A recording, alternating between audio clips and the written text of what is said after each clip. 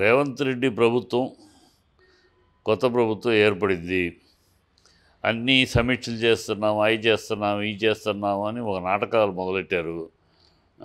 ప్రామిస్లేమో చెప్పి 6 పథకాలు గ్యారంటీ అని చెప్పేశారు. ఎక్కడి నుంచి నిధులు వస్తాయి చెప్పరు.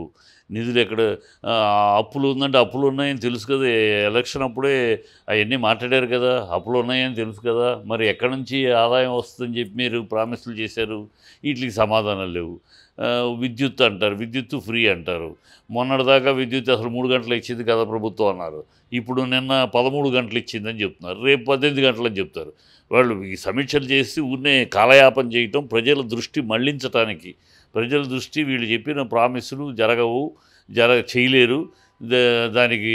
దాని నుంచి ప్రజల డిస్కషన్ రాకుండా ప్రజల దృష్టి మళ్లించడానికి సమీక్షలు, శ్వేతపత్రాలు. అందరికీ తెలుసు అప్పుల్లో ఉంది రాష్ట్రం. అప్పు అంటే అప్పు మరి డెవలప్మెంట్ చేసేటప్పుడు అప్పులు చేయకుండా ఉంటుందా? ప్రపంచంలో ఏ రాష్ట్రమైనా ఏ దేశమైనా అప్పులు చేయకుండా ఉందా? అమెరికా లాంటి దేశం కూడా అప్పులు చేస్తుంది. అభివృద్ధి వేరు, అప్పులు వేరు. అప్పులు ఆటోమేటిక్గా కొన్ని ఎమర్జెన్సీ ఉంటాయి, కొన్ని పోస్ట్పోన్ చేయగలిగిన ఉంటాయి. పోస్ట్పోన్ చేయగలిగిన ప్రజా అవసరాలు, ప్రజలకు అవసరమైన విషయాలు పోస్ట్పోన్ చేయగలిగినవి చాలా తక్కువగా ఉంటాయి. అన్నీ ఎప్పటికప్పుడు టప్ చేయాల్సి ఉంటుంది. అలా గబుక్కుని ప్రజా అవసరాలకి రీత్యా చేయాల్సిన అవసరం వచ్చినప్పుడు డబ్బులు లేకపోతే అప్పులు చేస్తారు.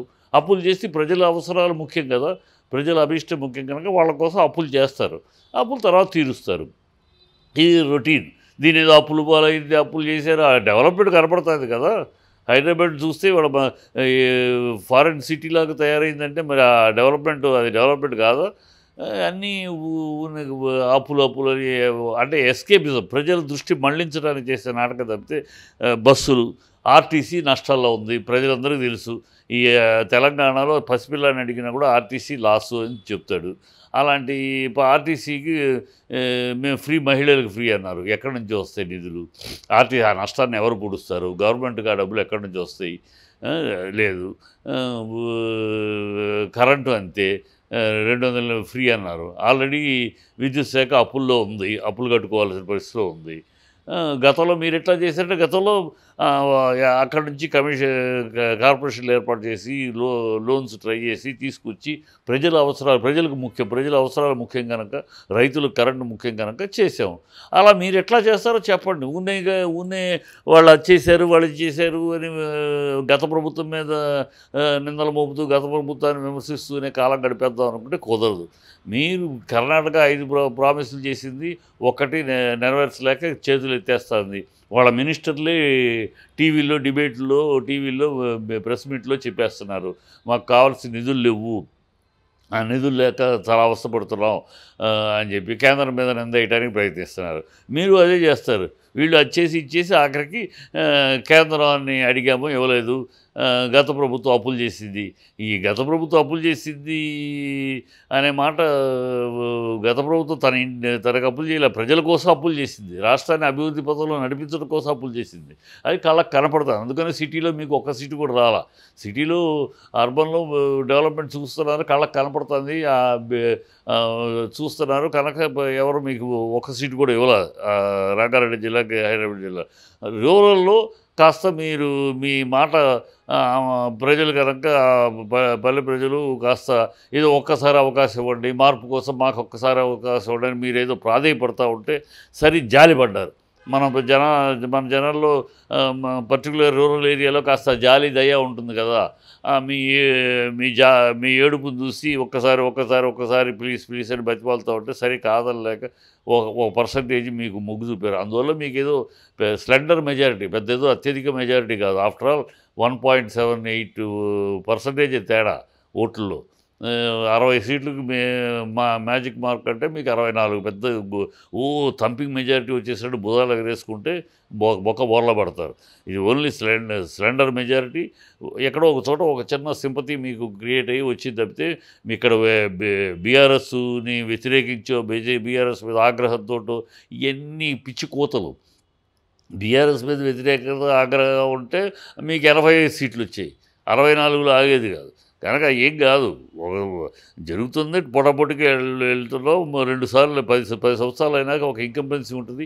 ఆ ఇన్కంబెన్సీలో కాస్త పోటాపోటీ వచ్చింది. ఈ పోటాపోటీలో మీ ఏడుపు, మీ బతిమాలుడు ఒక్కసారి అని ఏడవస్తూ ఉంటే సరిపోని మన పల్లె ప్రజలు, మన రూరల్ ఏరియా ప్రజలు కాస్త జాలిగుడ్డే గలవాళ్ళు కనుక ఏదో పాపం బతిమాలుతున్నారు కదా ఒకసారి ఇస్తే పోలా అని ఒక పర్సంటేజ్ అనుకోబట్టి మీకు వచ్చింది. అంతే తప్పితే మీ దగ్గర ఒక ఇది లేదు, నిర్దిష్ట విధానం లేదు. ఎదుటోళ్ళని విమర్శిస్తూ, గత ప్రభుత్వాన్ని విమర్శిస్తూ కాలం గడిపేద్దాం అనుకుంటున్నారు. ఇవాళ మొత్తం అదే. ఎక్కడా నిధులు లేవు. దేన్ని ఎక్కడి నుంచి తెస్తారు నిధులు? ఎవరు నడుము ఎరగొడతారు? మధ్యతరగతి వర్గాన్ని దెబ్బతీస్తారు. వీళ్ళకి ఇస్తున్నామని చెప్పి వీళ్ళ మీద రేట్లు పెంచి అవి పెంచి ఇదే మీరు చేయబోయేది. మీ వల్ల చేత కాదు. మీకంతా వర్గాలు ఎక్కువ. ఏదో రేపు పార్లమెంట్ ఎన్నికల వరకు నోరు మూసుకుని ఉంటారు, కాస్త అటు ఇటు ఏదో హంగామా చేస్తూ. ఆ తర్వాత మీ బతుకు బస్ స్టాండ్ అవుద్ది. మీలో 4 గ్రూపులు అవుతారు. ఒకడు వెంకటరెడ్డి గ్రూప్ ఒకటి, ఉత్తమ్ కుమార్ గ్రూప్ ఒకటి, ఇట్లా గ్రూపులు, మళ్ళీ సీనియర్స్ గ్రూపు అన్నీ వస్తాయి. రేపు 18 మందికే మినిస్టర్లు ఇవ్వాలి. మీకు 60 మంది మినిస్టర్లు కావాలనే వాళ్ళే. 64లో 60 మంది మినిస్ట్రీ కావాలని కోరుకునే వాళ్ళే. ఈ మినిస్ట్రీ అనే వాళ్ళందరూ కూడా కూటాలు కడతారు. ఇక డ్రామాలు మొదలవుతాయి. ఇక డైలీ ఒక డ్రామా, డైలీ ఒక షో చూస్తాం పార్లమెంట్ ఎన్నికలు అయినాక. కనుక మీరు ఎన్ని డ్రామాలు చేసినా, ఎన్ని శ్వేతపత్రాలు ఏంటి, శ్వేతపత్రాలు చేయగలవి. కొత్తగా శ్వేతపత్రాలు అందరికీ తెలుసు. ప్రతి డిపార్ట్మెంట్లో అప్పులు ఉన్నాయి. అప్పులు తెచ్చే ఈ డెవలప్మెంట్ చేసాం. ఇది ఓపెన్, ఇది సీక్రెట్ కాదు. మేము అప్పులు తేలేదని చెప్పలేదే. బీఆర్ఎస్ ప్రభుత్వం అప్పులు తెచ్చింది. అప్పులు తెచ్చి డెవలప్మెంట్కు ప్రజల కోసం ప్రజల అవసరాలని పోస్ట్ పోన్ చేయలేము. డబ్బులు లేవు కనుక ఆపలేము. కనుక డబ్బులు లేకపోయినా అప్పో సొప్పో తీసుకొచ్చి ప్రజల అవసరాలని, ప్రజల తెలంగాణ బ్రాండ్ ఇమేజ్ని కాపాడవలసిన బాధ్యత ప్రభుత్వం. అది చేసాం. ఇవాళ మీరు వచ్చి తెలంగాణ బ్రాండ్ ఇమేజ్ని నాశనం చేయకండి. ముందు మర్యాదలు. ఇవాళ గవర్నర్ ప్రసంగం ఏమిటి? ఆ గవర్నర్ ప్రసంగం ఒక రాజకీయ ప్రసంగం చేస్తుందా గవర్నర్ తోటి రాజకీయ ప్రసంగం చేయిస్తారా? గవర్నర్ మీరు చేయబోయేది ఏంటి, చేయాల్సింది ఒక రాచరిక పాలన పోయి ప్రజాస్వామ్య పాలన వచ్చిందండి. ఆవిడతోటి ఆ మాట అనిపించడం అంటే గత ప్రభుత్వాలు ప్రజలు ఎన్నుకున్న ప్రభుత్వాలు కాదా? ఎవరన్నా రాచరికం మీద వచ్చిన ప్రభుత్వాలా? ఏం మాట్లాడుతున్నారు? ఏం మాట్లాడిస్తున్నారు గవర్నర్ తోటి? ఒక ఉన్నత పదవిలో కూర్చున్న వ్యక్తితోటి, రాజ్యాంగ కర్తతోటి ఆవిడతోటి మాటలు మాట్లాడి రాజకీయ ప్రసంగాలు చేయిస్తారు ఆవిడతోటి. ఇది పోయి ప్రజాస్వామ్యం గత ప్రభుత్వాలు, గత 10 ఏళ్ళు ప్రజాస్వామ్యం ప్రజలు ఎన్నుకున్న ప్రభుత్వం కాదా? ఎవరు రాజుల ప్రభుత్వం? ఏం మాట్లాడుతున్నారు? వచ్చింది నిరకోశ రాజకీయం. పార్టీ వాళ్ళు మాట్లాడినాయి గవర్నర్ తోటి ఆ మాటలో రాజకీయ ప్రసంగం చేశారు. ఎంత మీ చిల్లర బుద్ధి, చీపు బుద్ధి బయటపడిపోతుంది. ఇంకా మీది ఒరిజినల్ బుద్ధి కొంత ఈ హనీమూన్ పీరియడ్లో కాస్త ఒరిజినల్ బుద్ధి ఏదో అది చేస్తారు. ఇగో ప్రగతి భవన్, ప్రజాభవన్ అన్నారు. మరి ప్రగతి భవన్, ప్రజాభవన్ చేసినప్పుడు రాజశేఖర రెడ్డి గారు అక్కడే ఉన్నాడు. ఆయన అక్కడే ఉండి ప్రజలు కలిసేవాడు. ప్రతిసారి వచ్చిన వాళ్ళు ఓ టైం పెట్టి ఆ టైంలో వచ్చి కలిసేవాడు. నువ్వేమో ప్రజాభవన్ అని చెప్పి ఓపెన్ చేసి నువ్వు ఎక్కడికో వెళ్ళిపోయి ఉంటున్నావు. ఎందుకు మరి ప్రజాభవన్? ఎవరు కలవటానికి ప్రజాభవన్? అక్కడ వచ్చి ఆఫీసర్ కలవడానికి సెక్రటరీకి కలవచ్చు కదా. ఇక్కడ ప్రజాభవన్ ఎందుకు, ప్రజా దర్బార్ ఎందుకు? ప్రజా దర్బార్ అంటే ముఖ్యమంత్రి కలుస్తారు. రాజశేఖర రెడ్డి గారు మరి అక్కడే ఉండేవారు, అక్కడే కలిసేవారు.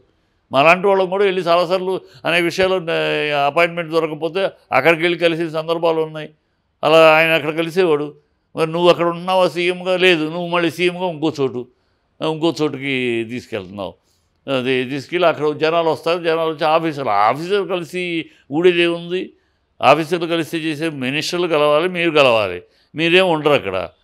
ఊనే పేరుగా ఇన్ని ఐవాష్ పనులు, ఇలాంటి జిమ్మికులు ప్రజలు గమనిస్తున్నారు. తొందరలోనే మీ ఒరిజినల్ రూపు బయటపడుతుంది. ఒరిజినల్ ఊపు ఏంటో కూడా తెలిసిపోద్ది.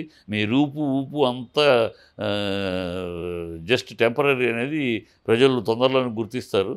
ఇదేది నిలకడగల పద్ధతిలో మీ ప్రభుత్వం సాగట్లా. అంటే 7 రోజుల్లోనే ఎంత అయిపోవాలా అని అడగద్దు.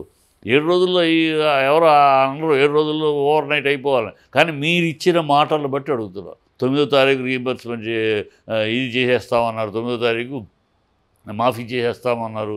చేయలేదు. 9వ తారీఖు డేట్ ఎవరు ఇవ్వమన్నారు? ప్రతిపక్షాలు అడిగిందా? లేకపోతే ప్రజలు అడిగారు? మీరేగా 9వ తారీఖు చేసేస్తాం అని ఎందుకు చేయలేదు చేయలేకపోతున్నారు. దానికి ఏదో కథ చెప్తారు. మీరు 100 రోజుల్లో పూర్తి చేస్తామన్నారు. 100 రోజుల్లో పూర్తి చేస్తారని మీరు చెప్తుంది చూస్తే సమీక్షలు వీటితోటే అయిపోయేది 100 రోజులు. 100 రోజులు సమీక్షలు చేసాం, శ్వేతపత్రాలు విడుదల చేసాం, ఆర్థిక వనరులు కోసం అన్వేషిస్తున్నాం అంటారు నెక్స్ట్. ఇవన్నీ ఇప్పుడా? మరి మీరు ప్రామిస్ చేసేటప్పుడు ఇవన్నీ తెలీదా మీకు? అంత బ్లైండ్గా ఉన్నారా? ప్రామిస్ చేసేటప్పుడు ఏమిటి దీనికి ఇంత వస్తే 2 లక్షల దాకా కావాలి, 2 లక్షల కోట్ల దాకా కావాలి, ఎక్కడి నుంచి మా ఆదాయం చెప్పాలిగా. అప్పుడు చెప్పలేకపోయారు, ఇప్పుడు చెప్పలేకపోతే ఎందుకు? So it's all total fake drama. ఏదో తంతెగారుల బుట్టలో వచ్చినట్టు పడింది ఏదో పెద్ద అఖండ విజయము, అమోఘ విజయము అన్నట్టు గవర్నర్ చేత కూడా పలికించడం చాలా దౌర్భాగ్యం. గవర్నర్ తోటి ఆ మాటలు మాట్లాడించడం కరెక్ట్ కాదు. ప్రజాస్వామ్య పాలన ఏర్పడింది. ప్రజాస్వామ్యం ఇన్నేళ్ళుగా తెలంగాణ ఏర్పడి నుంచి ప్రజాస్వామ్యం ప్రజలు ఎన్నుకున్న ప్రభుత్వాలే ఉన్నాయి. ఇక్కడ వేరే ప్రభుత్వాలు లేవు. మిమ్మల్ని ఎన్నుకుంటేనేమో ప్రజాప్రభుత్వమో, ఇంకోళ్ళని ఎన్నుకుంటేనో వేరే ప్రభుత్వాల. ఏం పిచ్చివాగుళ్ళు అయ్యి అది గవర్నర్తో వాగిస్తారు. మీరు బాగండి రాజకీయంగా, మీరు వాగే పిచ్చివాగుళ్ళు వాగుతూనే ఉన్నారు, ప్రజలు చూస్తూనే ఉన్నారు, వింటూనే ఉన్నారు. ఏదో ప్రజలు ఆశ్చర్యపోతున్నారు, ఏంటిది ఎట్లాగూ జరిగింది ఇది అని ఆశ్చర్యపోతున్నారు. వాళ్ళతో ఆశ్చర్యపోవటం తప్పదు. ఎందుకంటే అసలు కల్లో మీలాంటి వాటికి ప్రజలు కాంగ్రెస్కి అవినీతికి మారుపేరైన కాంగ్రెస్కి, కుమ్ములాటకి ప్రసిద్ధి చెందిన కాంగ్రెస్కి, అబద్ధాల ఆరబోతకి నిలయమైన కాంగ్రెస్కి ప్రజలు ఓట్లేస్తారు, ప్రజలు అధికారంలో తీసుకొస్తారని ఎవరు ఊహించలా. పామరుడు, పండితుడు, జ్ఞాని, అజ్ఞాని ఎవరు కూడా ఊహించలా. ఏదో ఎక్కడో అదృష్టం తంతి గాలిబుట్లో పడ్డారు. అది సంతోషపడండి. ఓకే, వచ్చింది, గౌరవంగా చేయండి. ఈ అబద్ధాలు, ఈ చిల్లర పనులు, గవర్నర్ తోటి రాజకీయ ప్రసంగాలు చేయించడాలు మానుకుంటే మంచిది. మీకు ముందు అసలు ప్రజలకు చెప్పండి, ఈ డబ్బులు ఎక్కడి నుంచి వస్తాయి, ఎక్కడి నుంచి చేస్తారు, ఎక్కడి నుంచి విద్యుత్ బకాయిల్ని లోటుని ఎలా భర్తీ చేస్తారు, 2 ఆర్టీసీది ఎట్లా చేస్తారు, 2500 రూపాయలు అన్నారు, పెన్షన్, రైతు భరోసా అన్నారు, అన్నీ పెంచారు, ఎక్కడి నుంచి చేస్తారు. అదేమంటే మీరు అన్నారు కదా, మేము ఎట్లా చేసి చూపించాం కదా, మేము ఇంతవరకు గత ప్రభుత్వం చేసి చూపించాం. ఎలా తెచ్చామో అప్పులు తెచ్చి ఏదైతే డెవలప్మెంట్ మొత్తం చూపించాం. అందుకనే గ్రేటర్ హైదరాబాదును రంగారెడ్డి జిల్లా కళ్ళకు కనబడుతుంది కనుక డెవలప్మెంట్ అంతా. మీకు ఒక్క సీటు కూడా రాలా. రూరల్లో ఏంటంటే ఆ కనబడేదానికన్నా ఈ జాలి కరుణ మన నార్మల్. అది రూరల్ ఏరియాలో ఉండే ప్రజలకు కాస్త జాలి కరుణ ఉంటుంది. ఎంత దుష్టుడైనా, ఎంత దుర్మార్గుడైనా శరణు అంటే ఓకే అని అభయం ఇచ్చే మనస్తత్వం. కనుక మీరేదో ఒకసారి శరణు అనేటప్పటికి సరైన అభయం ఇచ్చారు. అంతే తప్పితే మీరేదో ఉద్ధరిస్తారని, మీరేదో గొప్ప పోటుగాళ్ళని ఇవ్వాల.